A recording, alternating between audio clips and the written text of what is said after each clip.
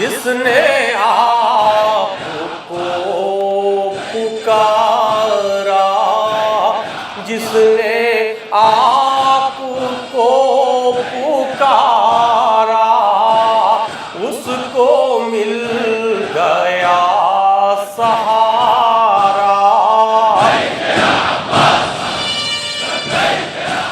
بسم اللہ الرحمن الرحیم۔ لقد کان لکم فی رسول اللہ اسوۃ حسنہ۔ صلوات پڑھیں محمد۔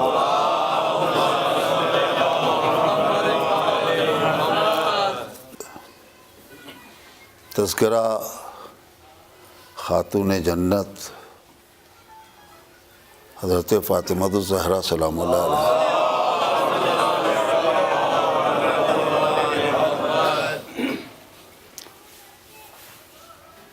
اور میں نے آپ کے سامنے جو آیہ کریمہ پیش کی ہے،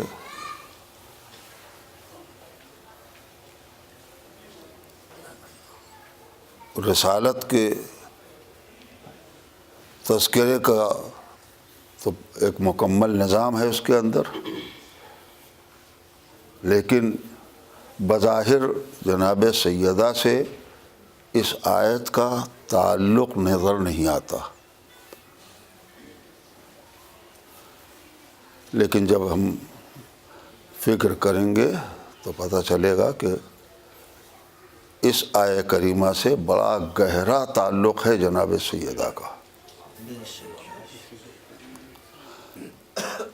البتہ تمہید کے طور پہ عرض کروں کہ قدرت کا اعلان ہے کہ لقد کان لکم فی رسول اللہ اسوۃ حسنہ۔ مسلمانوں، تمہارے لیے قانون زندگی، نظام حیات اللہ کے رسول کے اسوے میں ہے، سیرت میں ہے۔ یہ بھی ایک بلاغت ہے قرآن مجید کی کہ یہ نہیں کہا کہ اللہ کے رسول کا اسوہ اور سیرت قانون ہے تمہارے لیے، سیرت میں تمہارے لیے نمونہ اور قانون ہے، یعنی پیغمبر کی ہر سیرت تمہارے لیے قابل عمل نہیں ہو سکتی۔ صلوات پڑھی محمد۔ بلاغت ہے قرآن کی۔ فی رسول اللہ، اللہ کے رسول کے اندر تمہارے لیے سیرت اور نمونہ ہے، قانون ہے۔ ٹھیک، تو پہلے مرحلے میں تمہید میں اس آیت کی بنیاد کے اوپر اتنا تو سوچا اور سمجھا ہی جا سکتا ہے کہ رسالت سن و سال سے مقید نہیں ہو سکتی۔ کیوں؟ اس لیے کہ مسلمانوں کے لیے قانون زندگی رسول کا اسوہ رسالت کی سیرت ہے نا، تو اگر ہم نے 40 سال سے مقید کیا رسالت کو تو صرف بوڑھے مسلمان نظر آئیں گے، نہ کسی جوان کو مسلمان کہنے کا حق ہوگا، نہ کسی نوجوان کو۔ ہمارے بچے بھی مسلمان ہیں، ہمارے جوان اور نوجوان بھی، اور ہمارے بزرگ بھی۔ لہٰذا اگر ان کو مسلمان رہنا ہے تو بچپنے کی سیرت میں بھی رسالت کا اسوہ چاہیے، جوانی اور بزرگی میں بھی۔ یہ آیت خود اس بات کی دلیل ہے کہ رسالت ایک لمحے کے لیے پیغمبر کے وجود سے جدا نہیں ہے۔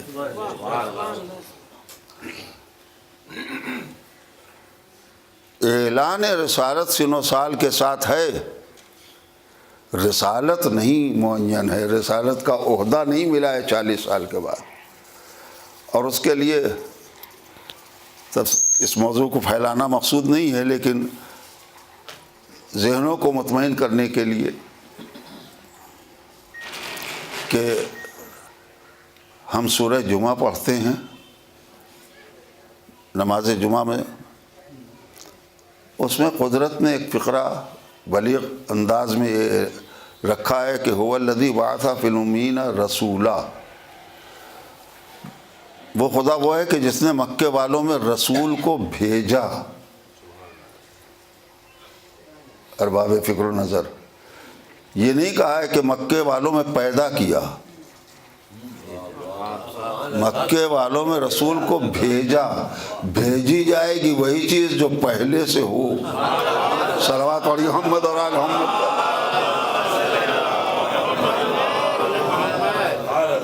وجود کے ساتھ رسالت ہے، اور کب سے ہے، کہاں تھے، کب سے ہیں، ان تفصیلات میں جانا مقصود نہیں ہے. اگر ذہنی سکون کے لیے کہا جائے تو بس اختصار کے ساتھ اتنی سی بات کافی ہے کہ حدیث قدسی آپ نے سنی ہے جس میں اللہ کا اعلان ہے، کنت کنزا مخفیہ فاحببت ان اعرف فخلقت الخلق. میں، اللہ کہہ رہا ہے کہ میں ایک مخفی خزانہ تھا، بس میں نے چاہا کہ میں پہچانا جاؤں، بس میں نے پیدا کیا. یہ ترجمے میں اور نہیں ہے، یہ غور کیجئے گا. اگر کہا ہوتا کہ کنت کنزا مخفیہ واحببت، اور میں نے چاہا، تو اور میں گنجائش ہے فاصلے کی. غور کر رہے ہیں؟ میں آیا دہلی اور میں نے مجلس پڑھی، ہو سکتا ہے میں کل پرسوں کا آیا ہوا ہوں، اب پڑھ رہا ہوں مجلس. لیکن اگر یہ کہا جائے کہ میں آیا اور فوراً میں نے مجلس پڑھی، تو فے کے معنی فوراً کے ہیں، واو کے معنی اور کے ہیں. یہ نہیں کہا کہ وَأَحْبَبْتُ وَخَلَقْتُ کا فَأَحْبَبْتُ فَخَلَقْتُ. میں تھا، فوراً میں نے چاہا، فوراً میں نے پیدا کیا. تو پتہ چلا کہ وجود کے ساتھ ساتھ رسالت کا تصور ہے. اور اس کے علاوہ عزیزان محترم، ہم نے کلمہ پڑھا ہے، اگر اس پر غور کر لیں تو رسالت کی معرفت کے لیے وہی کافی ہے. ہم نے کلمے میں یہ اعلان کیا کہ اشہد ان لا الہ الا اللہ، میں گواہی دیتا ہوں کہ اللہ ایک ہے. اشہد ان لا الہ الا اللہ. اس کے بعد پھر اشہد ان محمد رسول اللہ، میں گواہی دیتا ہوں کہ پیغمبر محمد اللہ کے رسول ہیں. ٹھیک، یہاں تو آپ کہہ سکتے ہیں کہ ہم نے کہا ہیں رسول 10 برس کے بعد، 20 برس کے بعد، 40 برس کے بعد، لیکن الا اللہ میں تو گنجائش ہے نہیں. اشہد ان لا الہ الا اللہ. تو اب اللہ کا تصور اس کے وجود کے ساتھ ساتھ ہے نا. وہ اسی طریقے سے اللہ نے اپنے رسول کا کلمہ پڑھا ہے، ہمارا کلمہ نہیں. ہمارا کلمہ تو ہے اشہد ان محمد رسول اللہ، لیکن رسالت کا کلمہ جو خدا نے پڑھا ہے قرآن مجید میں، اس پر غور کیجئے. تو قدرت نے کہا ہے وما محمد الا رسول. تو ہم نے کہا لا الہ الا اللہ، اللہ نے کہا ما محمد الا رسول. تم الا اللہ کی حدیں تو بتا دو، ہم الا رسول کی حدیں سمجھ لیں. صلوات علی محمد اور آل محمد پر. بہرحال یہ سب باتیں. ایک آخری بات اس سلسلے کی، اس تمہیدی آیت کی، کہ آپ اس پر غور کریں کہ ساری دنیا میں قانون سازی کا نظام ہے، چاہے حکومت ہو چاہے انجمن ہو. دستور اور طریقہ کیا ہے؟ کچھ صاحبان فکر کو اکٹھا کر لیا جاتا ہے اور ان کی فکر کا نام قانون پڑتا ہے. اور اسی لیے قانون کے بدلنے کی ضرورت پڑتی ہے جب فکر بلند ہوتی ہے. نہیں غور کیا آپ نے؟ جب کسی زمانے میں جب کوئی بڑا مفکر پیدا ہوتا ہے تو وہ قانون بدل دیا کرتا ہے اپنی فکر کے اعتبار سے، ساری دنیا کے نظام سے الگ قدرت نے آواز دی میرے دین کا قانون فکر کا نتیجہ نہیں بنے گا، میرے دین کا قانون سیرت کا مجموعہ بنے گا۔ یعنی نہ مجھے یہ گوارا ہے کہ کوئی بڑے سے بڑا مفکر میرے دین میں کوئی ترمیم پیدا کر سکے، تبدیلی لا سکے، اور نہ ہم اس پر پابندی لگائیں گے کہ کوئی بڑا مفکر نہ بنے۔ تم جتنے بڑے صاحب فکر بن سکتے ہو بنو، فکر کو بلند کرو، لیکن تمہاری فکر کو ہمارے قانون میں کوئی دخل کا حق نہ رہے گا۔ کیوں؟ اس لیے کہ فکر کو فکر بدل سکتی ہے، سیرت کو فکر نہیں بدل سکتی۔ صلوات پڑھیے محمد اور آل محمد۔ بس آیت کی روشنی میں یہ تھوڑا سا میں نے ذکر کیا، ورنہ یہ تو مستقل موضوع ہے عزیزان محترم۔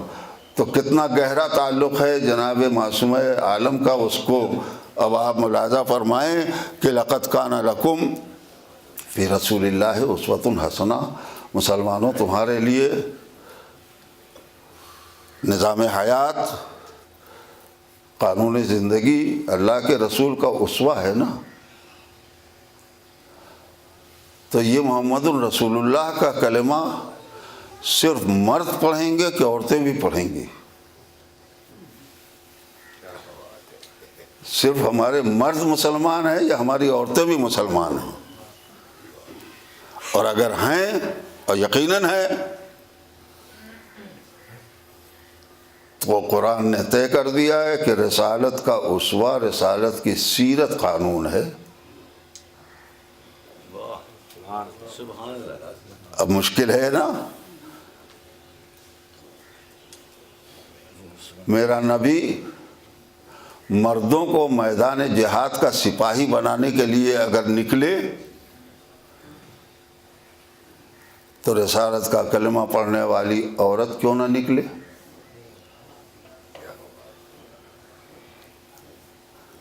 اور پھر کسی مرد کو کیا حق ہے کہ وہ یہ کہے واپس جاؤ؟ نہیں۔ ارے اور کہیں پہ فکر اور غور کرنے کی ضرورت نہیں ہے۔ نماز خالی مردوں کے لیے ہے کہ عورتیں بھی پڑھیں گی نماز؟ صلوات پڑھیے محمد اور آل محمد۔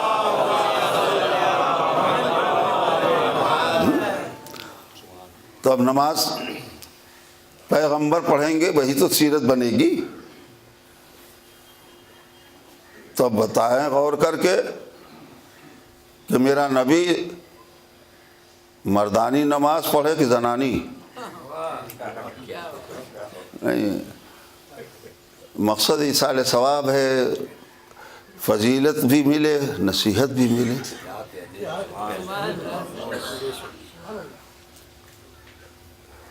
میرا کوئی ذہین بچہ پوچھ سکتا ہے کہ مولانا کیا نماز بھی زنانی مردانی ہے؟ بچے ہی پوچھے گا، مردوں کو تو معلوم ہے سب۔ میں کہوں گا ہاں بتاؤ، مسائل الگ الگ ہیں کہ نہیں؟ مردوں کے لیے نماز میں قیام کا قانون کیا ہے؟ دونوں پاؤں میں فاصلہ رہے قدم میں۔ عورت کے لیے قانون یہ ہے کہ دونوں قدم ملے رہیں۔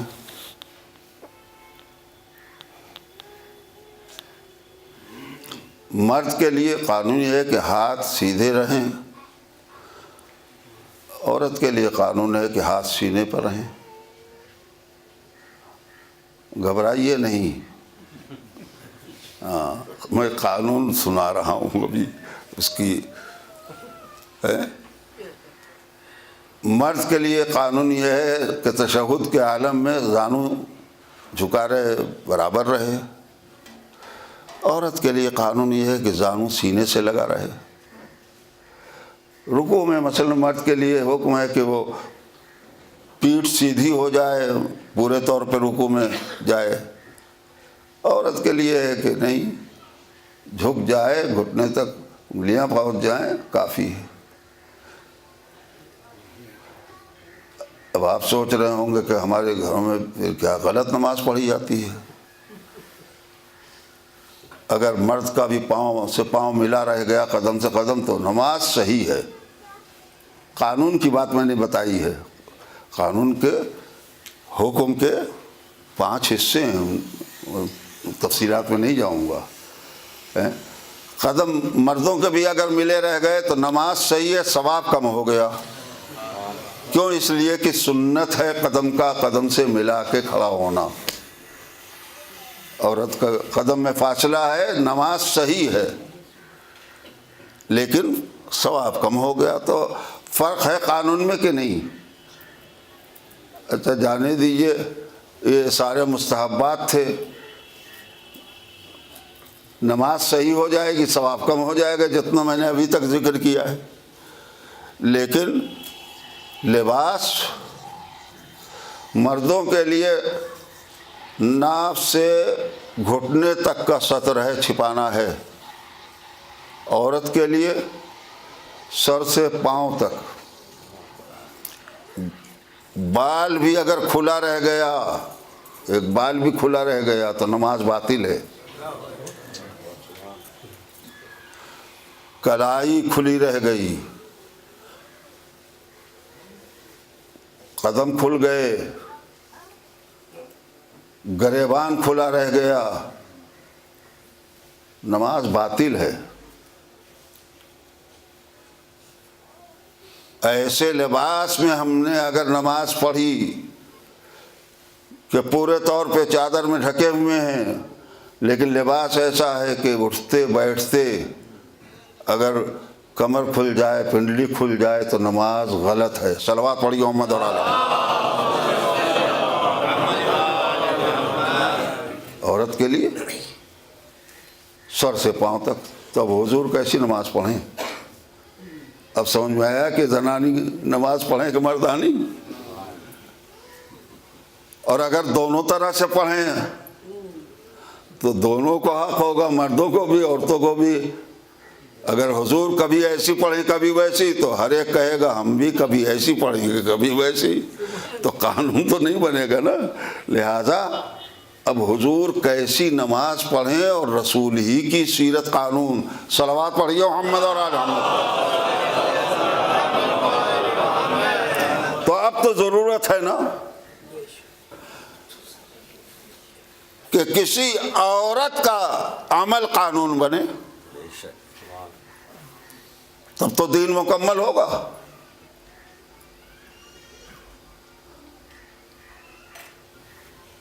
حضور والا کتنے ہی اونچے کردار کی عورت کیوں نہ ہو,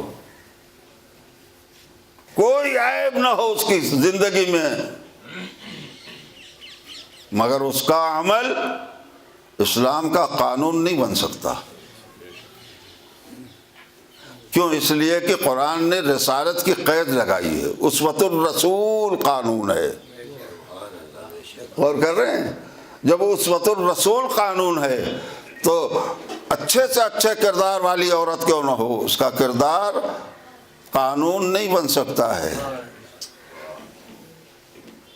قانون تو اسی عورت کا کردار بنے گا جس کا کردار اسوۃ الرسول ہو.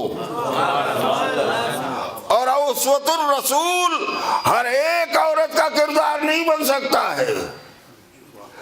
اسوۃ الرسول اسی کا کردار بنے گا جس کو بذات الرسول ہونے کی سند مل جائے. صلوات پڑھیے محمد اور آل.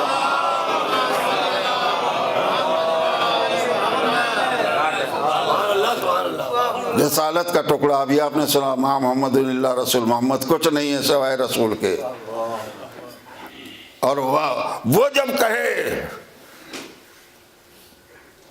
کہ فاطمہ میرا حصہ ہے, یعنی رسالت کا حصہ ہے, تو اب بذات الرسول کی سند نہ ہو تو اسوۃ الرسول اس کا کردار نہیں بن سکتا. جتنے بھی افراد ہوں وہ سوچیں ہماری عورت مسلمان ہے کہ نہیں. کیوں؟ اس لیے کہ اسوۃ الرسول چاہیے قرآن کی بنیاد پر، اور اسوۃ الرسول اسی کا عمل ہوگا کہ جس کو اسوۃ الرسول کی سند مل جائے. میں بھی حیران تھا، بس میں اس منزل تک آیا کہ اس آیت کا کتنا گہرا تعلق ہے جناب سیدہ سے، اور اس کے منزل کو آگے بڑھاتے ہوئے اب یہ فکری باتیں پیش کرنے کے بعد میں ایک سوال کروں گا کہ آپ نے کبھی سوچا کہ کسا کے اندر چادر کے نیچے جو پنجتن تھے ان کی فہرست مرتب کیجئے. 5 افراد جو ہیں چادر کے نیچے، 1 نبی، 3 امام، ایک ہستی ہے جو نہ نبی ہے نہ امام. صلوات پڑھی محمد اور آل محمد.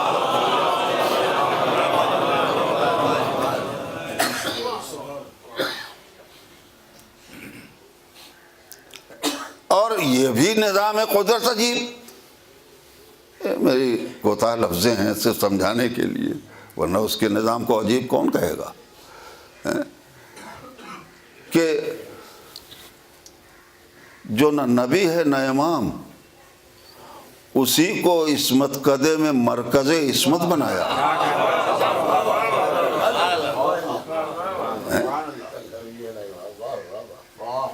نہ نبی کو مرکز بنایا نہ امام کو مرکز بنایا. تو میں تو اس حیرانی میں ہوں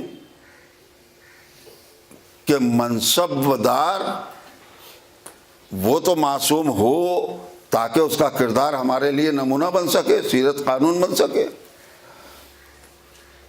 اب بات آئی نبی اور امام کی، تو ایک فقرہ یہاں کے اوپر بھی مجھے کہنے دیجئے کہ یہ کیا ضرورت تھی کہ الہی منصب کے 2 لقب ہوں، ایک نبی دوسرے امام. رسالت نبوت کا حصہ ہے، خلافت امامت کا جزء، لہذا بنیادی طور پر 2 حصے ہیں، ایک نبی ایک امام. آدم سے سلسلہ چلا تھا، 1,24,000 افراد کو نبی پکارا گیا. اب آگے اسی دین کے رہنما کے لیے اگر ضرورت تھی 12 کی یا 4 کی، تو لقب کیوں بدلا؟ کیوں انہیں خلیفہ اور امام پکارا جائے، نبی نہ کہا جائے؟ کہا اس لیے کہ قرآن نے کہہ دیا ہے کہ نبوت ختم،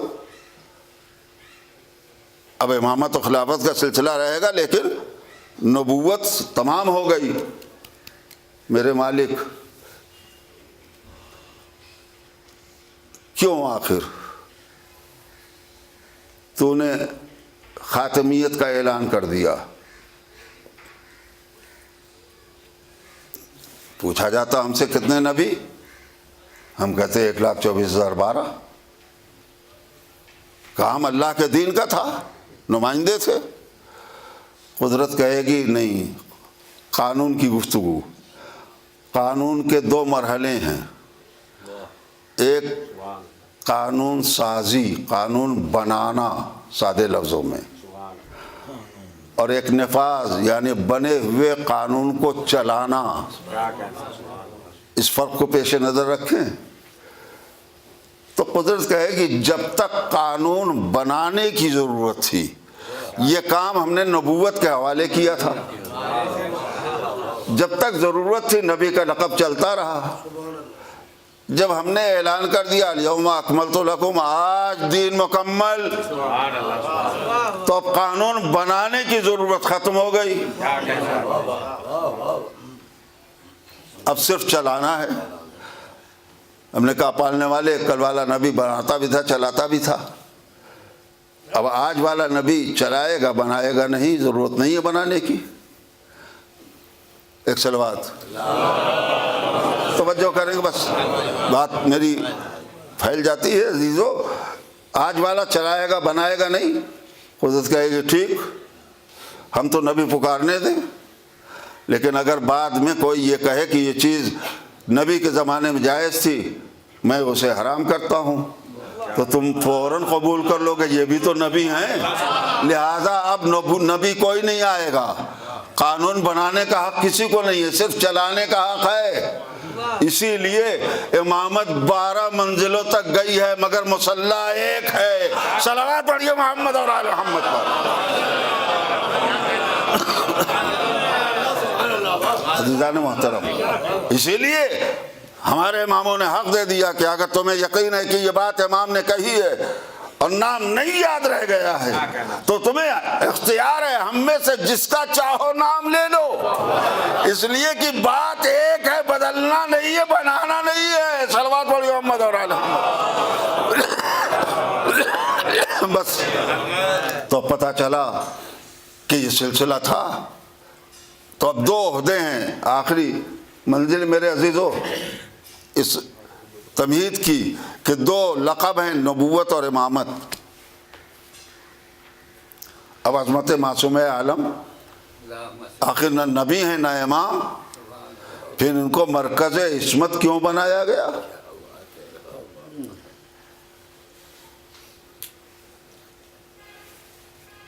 ہم نے جب آگے تاریخ دیکھی تو ہمیں پتہ چلا کہ نبی کی بیٹی امامت کی شریک زندگی بنی ہے، شریک امامت نہیں ہے۔ صلوات پڑھیے محمد اور آل محمد۔ توجہ کریں گے، امامت شریک امامت نہیں، البتہ نبوت کا جز بنی، نبی نہیں ہے، امام نہیں ہے، امام شریک امامت بھی نہیں ہے، جزو رسالت ہیں۔ کیوں ان کو مرکز عصمت بنایا تھا؟ صرف اس کے لیے اشارہ کر رہا ہوں اور باب فکر و نظر کہ چونکہ قانون بنا دیا جائے تو کوئی بھی نافذ کرے گا، صنف کی قید نہیں رہے گی، لیکن بنانے میں ہر صنف کے لیے صنف کا عمل قانون بنے گا۔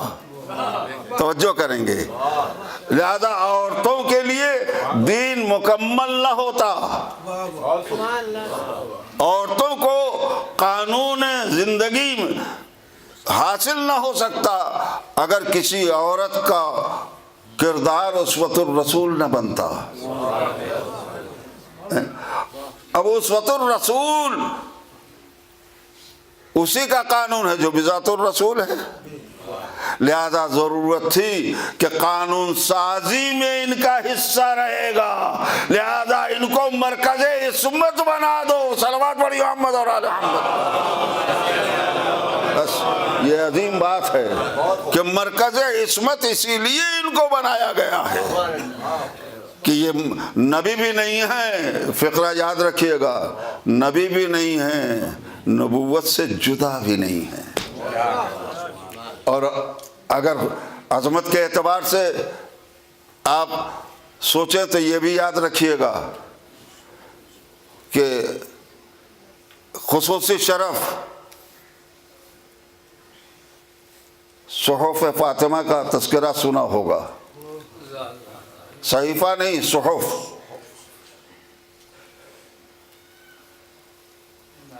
فاطمہ کو صحیفے ملے ہیں آسمانی،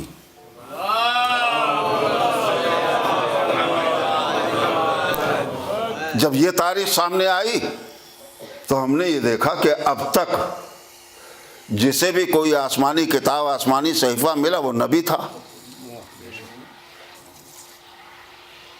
ارے جناب عیسیٰ نے تو دلیل نبوت یہی پیش کی ہے نا کہ اعطانی الکتاب وجعلنی نبیا، مجھے کتاب ملی ہے اور نبی ہوں میں، تو نبوت کی دلیل ہے۔ اب ہم کیسے مانیں کہ صحف فاطمہ کی تاریخ صحیح ہے؟ صحیفے ملے تو نبی کیوں نہ مانے؟ نبی مانے تو خاتمیت کا عقیدہ ختم ہوتا ہے، کفر ہے نبی کے بعد کسی کو نبی ماننا۔ اب حل کیا تھا عزیزو؟ میں اسی فقرے کی طرف آپ کے ذہن کو موڑنا چاہتا ہوں کہ نبی نے کیا اعلان کیا؟ فاطمہ تو بضعۃ منی، فاطمہ رسالت کا ٹکڑا ہے، فاطمہ میرا حصہ ہے۔ بڑا مسئلہ حل ہوا ہے۔ پہلا مرحلہ تو یہ ہے کہ نبی کے اس اعلان نے ہماری کشمکش کو حل کر دیا کہ نہ حقیقت کا انکار ہو نہ عقیدے کو ٹھیس لگے۔ صحف فاطمہ کی تاریخ پڑھنا تو انکار کی بھی ضرورت نہیں ہے اور نبی ماننے کی بھی ضرورت نہیں ہے، اس لیے کہ فاطمہ نبی بھی نہیں ہے، نبوت سے جدا بھی نہیں ہے، اور جب جز ہیں رسالت کا تو اس ہاتھ میں مجھے کچھ ملے تو مجھے کو ملی چیز، اس ہاتھ میں ملے تو مجھے کو ملی چیز۔ معلومات صحیفے ہو یا کتابیں ملتی ہیں نبوت ہی کو، اور نبوت ہی کا حصہ فاطمہ ہے۔ صلوات پڑھیے محمد اور آل محمد۔ لہذا اگر یہ حدیث نہ ہوتی، یہ اعلان نبی کا نہ ہوتا تو ہمارے لیے اس کشمکش کا حل نہ ملتا۔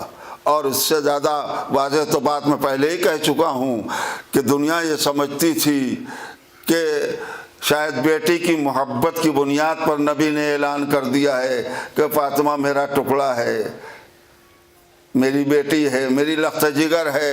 نہیں، نبی نے فاطمہ کی محبت میں نہیں اعلان کیا ہے، اسلام کی ضرورت کی بنیاد پر اعلان کیا۔ دین مکمل نہ ہوتا اگر یہ اعلان نہ ہوتا کہ یہ جزو رسول ہیں تو ہم سیرت کس سے لیتے ہو؟ اس وقت الرسول ہم کو کہاں سے ملتا؟ لہذا نبی نے اعلان کر کے بتایا کہ فاطمہ کی عظمتوں کو پہچانو۔ صلوات پڑھیے محمد اور آل محمد۔ اور شرف کے اعتبار سے میرے عزیزو، وہی جہاں مرکز عصمت بنی ہے فاطمہ،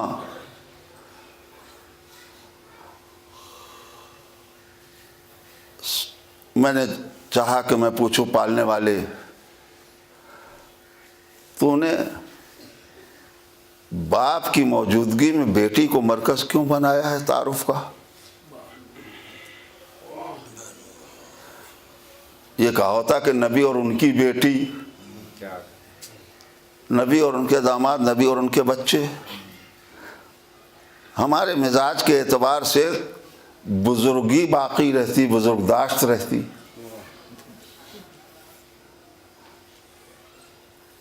مگر قدرت نے کہا فاطمہ اور ان کے باپ، یہ نہیں کہا کہ نبی اور ان کی بیٹی۔ فاطمہ اور ان کے باپ، فاطمہ اور ان کے شوہر۔ کیوں؟ قدرت کہے گی اس لیے یہ جواب میں نے دیا ہے کہ جبرائیل کے سوال کا جواب ہے۔ جبرائیل نے پوچھا کیوں، کس لیے پوچھا ہے؟ نہ جانے کیوں مقررین کہہ دیتے ہیں کہ پنجتن کا نور اکٹھا ہو گیا، آنکھیں خیرہ کر گئی، تابش اتنی تھی نہیں پہچان سکے، پوچھ بیٹھے کون لوگ ہیں۔ حیرت کی بات ہے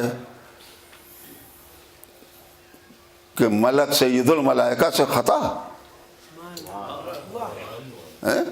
اور پھر چکی چلانے آئے تو پنجتن کو نہیں دیکھا، جھولا جھلانے آئے تو نہیں دیکھا، وہی لے کے آئے تو نہیں دیکھا، کہیں نہیں دیکھا تھا تو ایک میدان میں تو پنجتن آ گئے تھے، وہاں کیوں نہیں پوچھا کہ کون لوگ ہیں؟ صلوات پڑھیے محمد اور آل محمد۔ سب باتیں فکری رہیں گی تو ذہن بوجھل ہوگا، کچھ ہلکی چیزیں بھی تو اب یہاں پوچھا ہے. کیوں پوچھا؟ اس لیے کہ نبی کی بزم میں آتے جاتے لوگوں کے مزاج کو پہچان گئے تھے.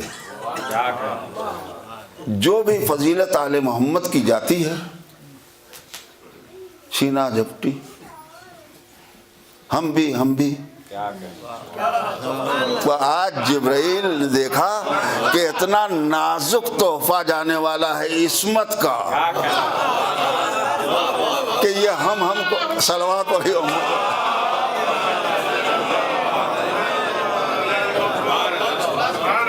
یہ ہمیں کو برداشت نہیں کر سکتا ہے.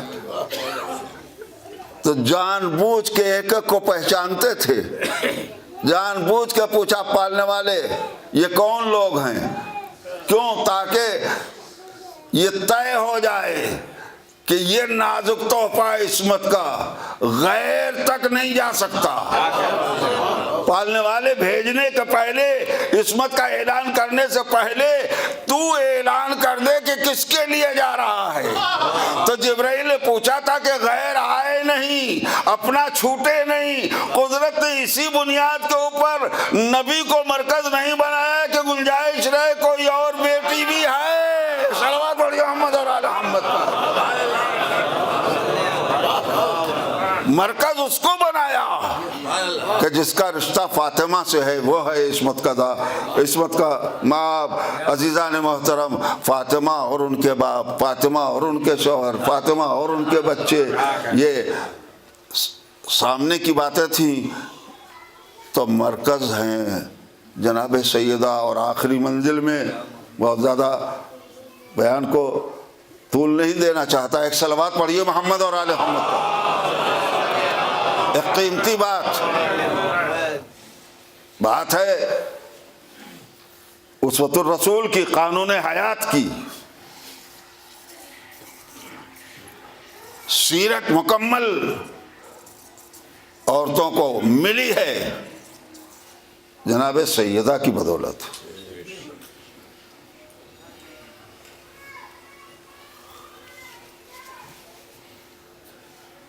اب مجھے کہنے دیجیے عزیزو، اسلام میں کم سے کم 80 میدان سجے، طاقت کے میدان، غزوات سمیت 80 عدد بتایا گیا ہے، شمار کیا گیا ہے میدان جہاد کا.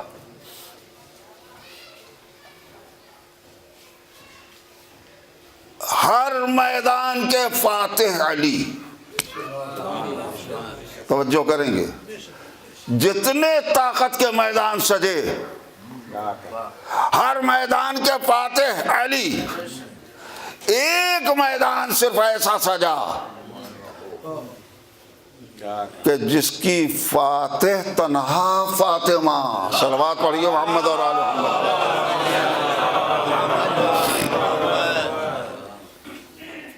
آپ متوجہ ہو گئے ہوں گے، لیکن بچوں کے ذہن میں بھی بات اتر جائے. وہ کون سا میدان ہے؟ صرف ایک میدان تاریخ میں اسلام کی ہے جو طاقت کا میدان نہیں ہے. وہ میدان ہے کس کا؟ مذہب بہتر. متوجہ ہوئے یا نہیں؟ کس کا؟ مذہب بہتر. مباہلے کا میدان. مباہلے کا میدان طاقت کا میدان نہیں تھا. کس کا؟ دین بہتر، کس کا؟ دین کامل.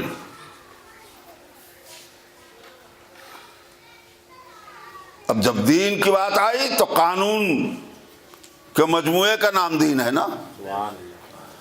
تو قانون کے 6 پہلو بن جائیں گے. پہلے مرحلے میں دو حصے بنیں گے. مردوں کے لیے قانون، عورتوں کے لیے قانون.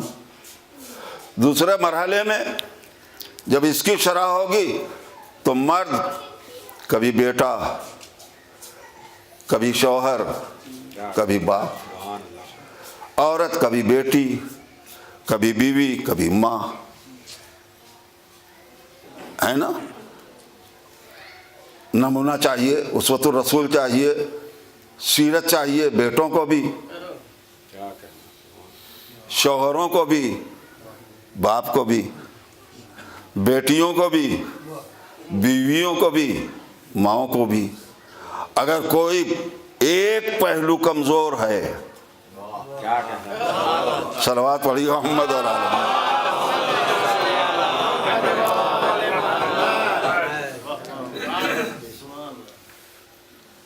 میں نے عرض کیا قانون کے 6 پہلو ہیں نا۔ دین کس کا دین بہتر؟ مقابلہ ہے نصارہ نجران سے اسی بات کا کہ ہمارا مذہب بہتر کہ اسلام کا مذہب بہتر۔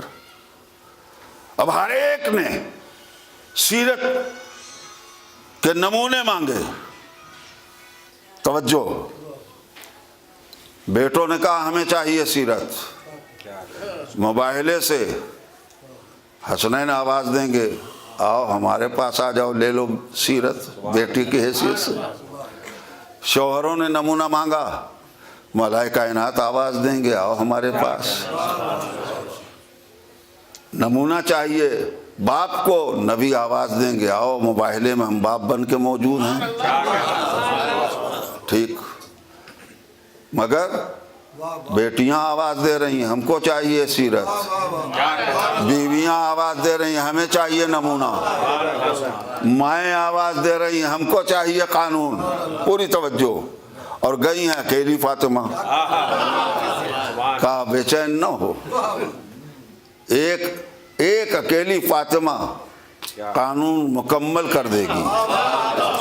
بیٹیاں کہیں گی آؤ، بیٹیوں سے کہیں گی آؤ ہمارے پاس، موبائلے میں ہم بیٹی بن کے آئے ہیں۔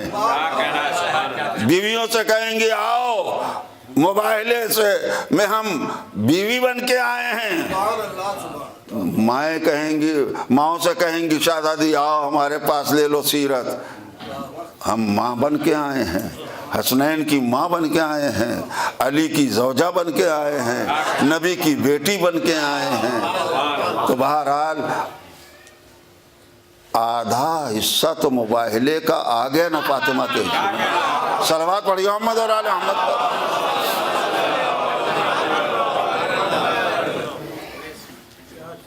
مگر میں نے کیا کہا تھا کہ طاقت کے جتنے میدان سے ہر میدان کے فاتح کا نام علی، لیکن مباہلے کے میدان کی فاتح تنہا فاطمہ۔ یہ بات آدھی ہے نا قانون کی۔ میں کہوں گا اچھا اگر سمجھ میں نہیں آتا ہے کہ اکیلی فاطمہ ہیں فاتح، تو میں صرف اتنا کہوں گا کہ مباہلے سے تھوڑی دیر کے لیے فاطمہ کو الگ کر دو۔ توجہ ہے، فاطمہ کو الگ کر کے مباہلے کو دیکھو۔ باپ کو نمونہ دیں گے نبی، شوہر کو سیرت دیں گے علی، بیٹوں کو قانون دیں گے شہزادے۔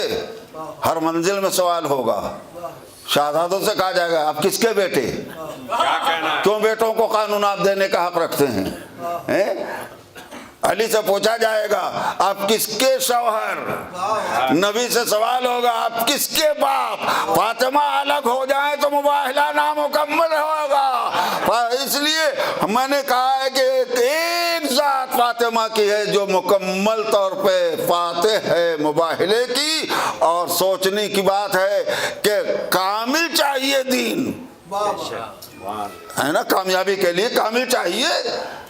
حیرت نہیں ہے کہ نصارہ نجران نے کیسے سپر ڈال دی، کیوں جزیہ دینا قبول کر لیا، اسلام کے قانون کو مان لیا۔ صلوات پڑھیے محمد اور آل محمد۔ توجہ کریں گے بھئی، وہ برابر سے کہہ سکتے تھے کہ اگر ایک عورت کردار کا نمونہ بن سکتی ہے تمہارے پاس تو ایک عورت ہمارے پاس بھی ایسی ہے جس کی عصمت کی سند تمہارے قرآن نے دی ہے، جناب مریم، مگر یہ اتنی آسانی کے ساتھ کیسے سپر ڈال دی؟ انہوں نے دیکھا کہ ہمارے پاس ہے تو بڑی محترم ذات، مگر وہ کسی کی بیٹی بن کے بیٹیوں کو سیرت دے دے گی، کسی کی ماں بن کے ماؤں کو قانون دے دے گی، لیکن جب بیویاں مانگیں گی سیرت تو مریم کسی کی بیوی نہ بن سکی کہ قانون مکمل ہو سکے۔ ایک صلوات پڑھیے محمد اور آل محمد پر۔ بس عزیزان محترم، شہزادی کونین کی عظمت کا تذکرہ صرف اس لیے کیا کہ ہم پہچانیں کہ نبی کی بیٹی کی منزلت کیا ہے۔ یہی کیا کم ہے، یہی کیا کم ہے کہ نبوت کے ذریعے سے فاطمہ نہیں پہچنوائی گئی ہیں۔ ایک فقرہ کہہ رہا ہوں، امامتوں کے ذریعے سے فاطمہ کو نہیں پہچنوایا گیا ہے، فاطمہ کے ذریعے سے نبوت پہچنوائی گئی ہے۔ فاطمہ اور ان کے باپ، فاطمہ کے ذریعے سے امامتیں پہچنوائی گئی ہیں، امامتوں کے ذریعے سے فاطمہ کو نہیں پہچنوایا گیا ہے، اس لیے کہ یکتائی کی شان فاطمہ کی ہے۔ ارباب فکر و نظر، یکتائی کی شان، مظہر یکتائی کا فاطمہ ہے۔ آپ غور کریں، نبی نے اعلان کیا تھا نا کہ لولا علی لما کان لفاطمہ کفو، اگر علی نہ ہوتے تو فاطمہ کا کوئی کفو نہ ملتا۔ نہیں غور کیا آپ نے؟ ہاں، اس فقرے میں بھی بلاغت ہے۔ یہ نہیں کہا ہے کہ فاطمہ نہ ہوتی تو علی کا کوئی کفو نہ ہوتا۔ علی کا کفو تو ملے گا 12 منزلوں تک، لیکن فاطمہ کا کفو کوئی نہیں ملے گا سوائے علی کے۔ صلوات پڑھیے محمد اور آل محمد۔ ذرا ایک مل کے صلوات پڑھیے، میں اختتام کی منزل پر آؤں۔ صلوات توجہ کریں گے۔ کفو نہ ہوتا فاطمہ کا اگر علی نہ ہوتے۔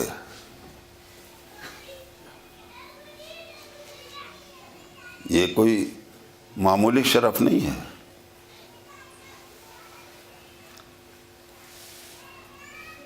جناب سیدہ کی عظمتوں کو دنیا نے سمجھا نہیں، اور سمجھ لیتے تو ان پر مصیبتوں کا پہاڑ کیوں توڑا جاتا۔ لیکن ٹھہریے،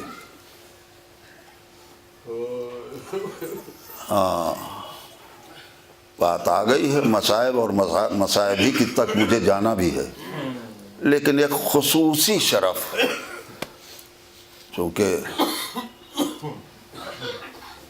اولاد نے ماں کے ایصال ثواب کی مجلس رکھی ہے۔ پہلے میں نے یہی سوچا تھا کہ ماں کی عظمت کو موضوع بناؤں، مگر اسلام شناسی کے لیے میں نے اس موضوع کو اختیار کیا کہ ہم اپنے اسلام کو پہچانیں، اور اب ماں کی عظمت کے سلسلے میں یہ بھی جناب سیدہ کے حوالے سے بڑی قیمتی چیز ہے۔ کوئی بیٹی کبھی اپنے باپ کی ماں نہیں پکاری جا سکتی۔ یہ تنہا شرف جناب سیدہ کا ہے کہ نبی نے اعلان کیا فاطمہ تو ام ابیہا، فاطمہ اپنے باپ کی ماں ہے۔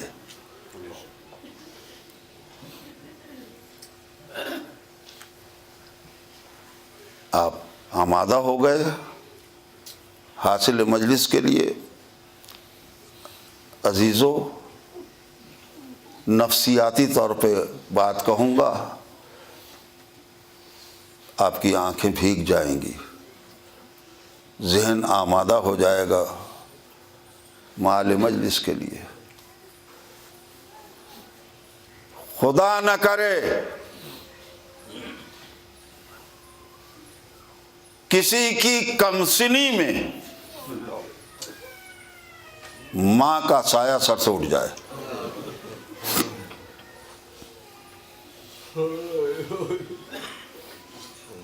زندگی بھر قلق، صدمہ، بے چینی رہے گی۔ ہائے مجھے میری ماں کی شفقتیں نہیں ہیں۔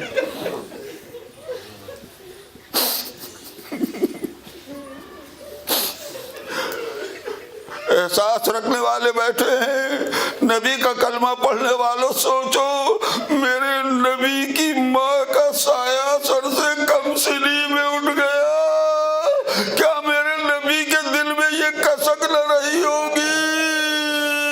ہائے مجھے میری ماں کی شفقتیں نصیب نہیں ہوئی۔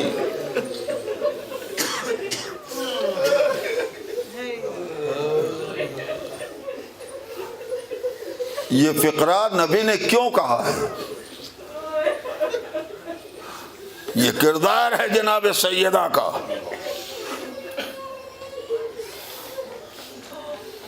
کہ جناب سیدہ نے باپ کے دل کی اس کسک کو، اس قلق کو مٹا دیا۔ بیٹی ہوتے ہوئے ایسی شفقتیں دی ہیں کہ جو ماں سے ملتی ہیں شفقتیں۔ نبی کو کہنا پڑا کہ فاطمہ اپنے باپ کی ماں ہے۔ نبی کا قلق، صدمہ مٹ گیا۔ میں نے سوچنا شروع کیا، نبی کا فرمان ہے، سچا ہے، لیکن تاریخ سے کوئی شاہد، کوئی واقعہ مل جائے جس سے ہمیں اندازہ ہو سکے کہ کس قسم کی شفقتیں فاطمہ نے دی ہیں۔ سن لو چاہنے والوں، تاریخ نے بتایا ہے خندق میں نبی اور آل نبی پہ 3 دن کا فاقہ تھا۔ سنا ہوگا نا کہ خندق کے کھودنے کے وقت پیغمبر نے پیٹ پہ پتھر باندھ لیا تھا۔ یہ کیوں باندھا تھا؟ اسی لیے کہ اس فاقے میں آتے ہیں ٹھینگی جھک کر خندق کھودنے میں، لہذا اسلام کی خدمت میں کوئی رکاوٹ نہ پیدا ہو۔ روایت کہتی ہے کہ 3 دن کے بعد کسی نے ایک روٹی جناب سیدہ کے پاس بھیج دی۔ سنو گے چاہنے والوں، شہزادی نے روٹی کے ٹکڑے کیے۔ ٹکڑے کرنے کے بعد آواز دی، بیٹا حسن قریب آؤ۔ روایت کے اس فقرے پر دل چاہا کہوں، بی بی دستور ہے پہلے چھوٹے کا فاقہ توڑا جاتا ہے۔ آپ نے حسین کو پہلے کیوں نہیں بلایا؟ حسن کو کیوں آواز دی؟ لیکن تاریخ نے بتایا جب امام حسن قریب آئے تو بی بی نے روٹی کا ایک ٹکڑا امام حسن کے ہاتھ میں رکھنے کے بعد رونے والوں یہ کہا، میرے لال تیرا نانا 3 دن کے فاقے سے پہلے اپنے نانا کا فاقہ توڑا، تب اپنا فاقہ توڑنا، کیا یہ ایک ماں کی شفقت کا اندازہ نہیں ہے؟ ماشاءاللہ آپ آمادہ ہو گئے؟ چند فقرے میرے عزیزو۔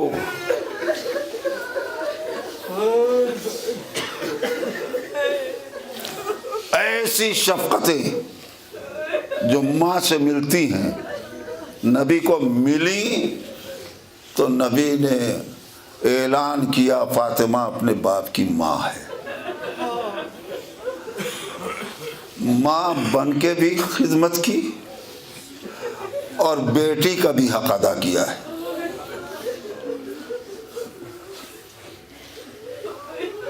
یہ نہ سمجھنا کہ جناب سیدہ علی کے گھر میں آنے کے بعد مصیبتوں کا شکار ہوئی ہیں، آزمائشوں سے گزری ہیں۔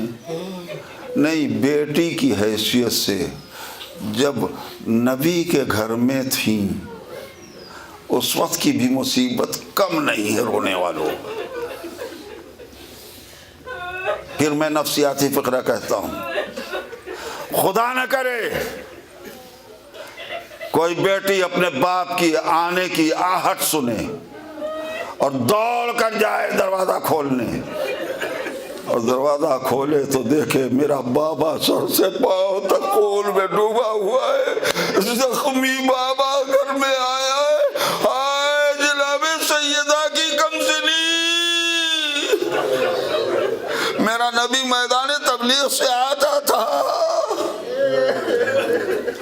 پتھروں کے زخم لیے ہوئے جسم پر۔ جناب سیدہ کا کردار، اس کا ایک چھوٹا سا نمونہ بیٹیوں کے لیے۔ روایت میں یہ ہے کہ بیوی باپ کو لے کے آتی تھی، بٹھالتی تھی۔ بہت چھوٹا سا سیرت کا ٹکڑا ہے۔ بٹھالنے کے بعد سب سے پہلے باپ کے موزے اتارتی تھی۔ اولاد والو، کتنا ہی تھکا ہوا باپ گھر میں آئے، اگر اس سیرت کے مطابق بیٹیاں بڑھ کے باپ کے پاؤں کے موزے اتارنے لگتی ہے تو تھکن کا احساس مٹ جاتا ہے۔ یہ چھوٹی چھوٹی سیرتیں ہیں جو قابل توجہ ہے، لیکن اس کے بعد بیوی نے تشت لیا، لوٹا سنبھالا اور باپ کے زخم دھونے بیٹھ گئی۔ زخم دھوتے دھوتے ایک مرتبہ آواز دی، یا علی آئیے مدد کے لیے، یہ اتنا گہرا زخم ہے، مجھ سے اکیلے نہیں دھویا جا سکتا، میرا مولا پانی ڈالتا تھا۔ فاطمہ اپنے بابا کے زخم دھو رہی تھی۔ خدا آپ کو کسی غم میں نہ رلائے سوائے غم آل محمد کے۔ ارباب ماتم، دل چاہتا ہے ہاتھ جوڑ کر جناب سیدہ کی خدمت میں عرض کروں، بی بی کم سنی میں بڑا سخت امتحان آپ کا لیا ہے، کم سنی میں بڑا سخت امتحان آپ نے دیا، لیکن دنیا نے آپ کو اتنا موقع تو دے دیا کہ آپ نے اپنے بابا کے زخم دھو لیے۔ ذرا کربلا میں آ جائیے، ایک بیٹی ہے، ایک بچی ہے، باپ خون میں ڈوبا ہوا سامنے کھڑا ہے، ہائے سکینہ اپنے بابا کا۔ جس نے آپ کو پکارا، جس نے آپ کو